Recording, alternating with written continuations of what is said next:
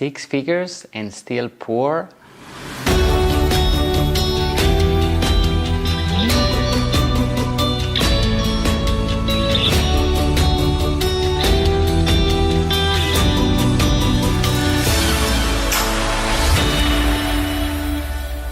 That's how Masa and I were many years ago. Our business was making 6 figures per year, but we didn't feel like we had a lot of money at the end of the month, if you know what I mean.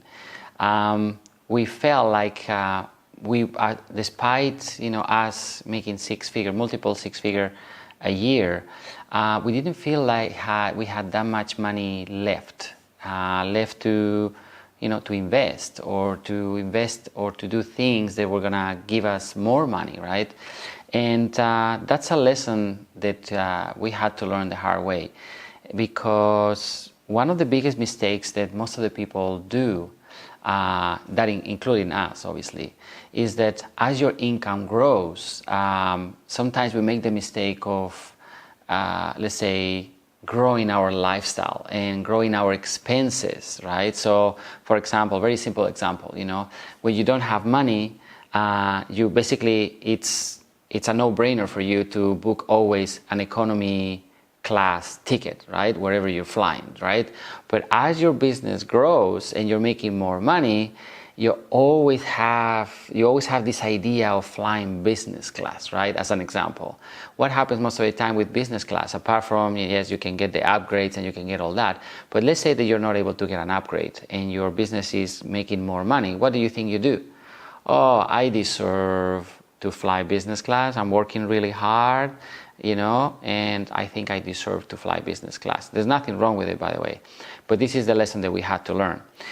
The lesson that we had to learn is that instead of spending that money on that business class ticket this time, was probably a better investment of our money to fly economy, right, this time, and put the difference between the economy ticket and the business class ticket, and take that money and invest it into something that was going to give us a better return, to increase that money, right?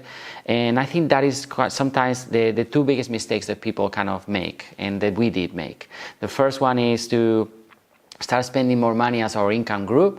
So that means that basically you're always in the same rat race. No matter how much money you make, you're still gonna spend everything you have, right? That was the one thing.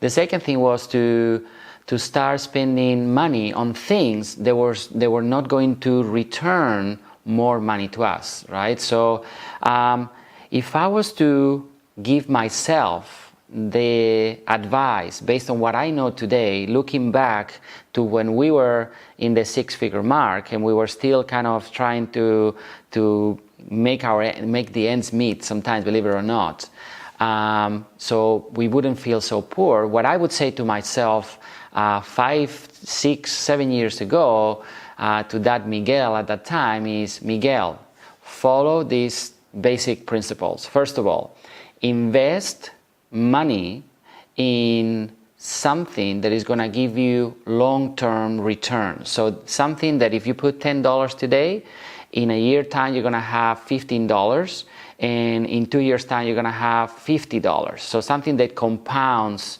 the money that you have and that you can invest. That's one thing. The second thing is reinvest part of the money you're making into your business so you can grow that business faster, better, and it can actually give you a bigger return. So that's the second thing. The third thing is obviously invest your money in yourself. Invest your money in yourself, in your personal development, your professional development, so you can acquire the skills that you can then apply into your business, so you can grow that business again further, faster, at the same time acquire investor skills. That means that you get very clear on how you're going to invest your money. That money that you are, earning, hardly earning, like very hard-working money that you get, and that is sometimes very easy to then spend, right? So those are the three things that I would say to myself before you go and enjoy, quote unquote, enjoy. Yes, I will still get a little bit of a percentage of that money and put it into play money.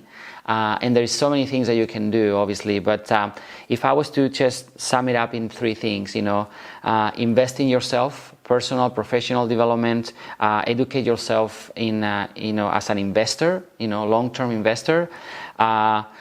Have a goal on the kind of lifestyle that you want to have, and make sure that you don't overspend or past that lifestyle. So everything that you do after that, you save it and you invest it into something long term, so you can actually have a retirement plan.